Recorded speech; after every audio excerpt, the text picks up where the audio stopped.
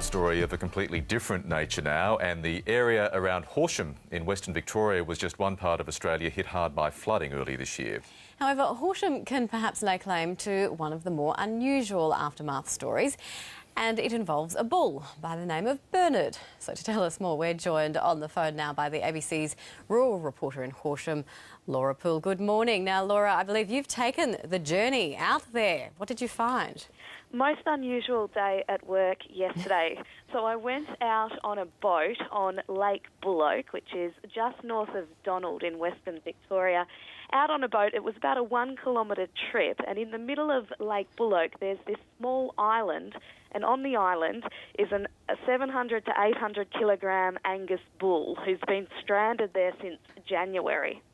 Now, what happened during the flood? Because he might have an island all to himself, but I believe he used to share the area with 100 cows. Yes. Now, before the flood, the lake's been dry for about 12 years.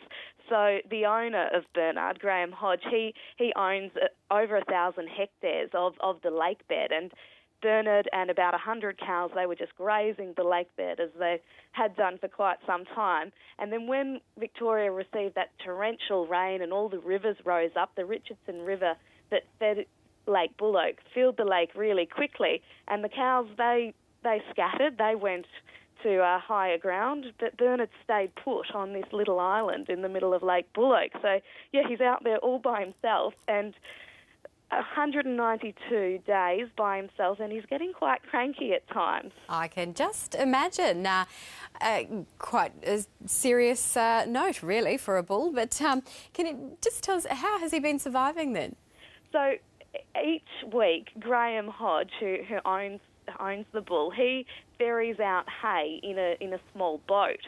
So he takes the 1 kilometre trip, drops off some hay and says hello and then comes back again. But it's a very unusual story, but it's quite time-consuming for Graham, as you can imagine, getting the boat out that he's borrowed from a neighbour and filling it up with hay and taking it out to the bull.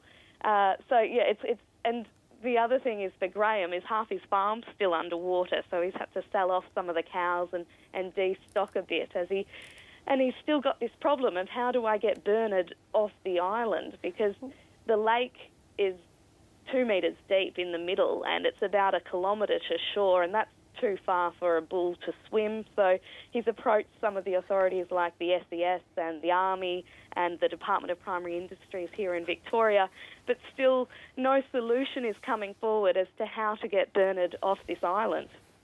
Well, Laura Poole, thank you very much for that update, and I can only wish Bernard some happy days ahead. Thank you.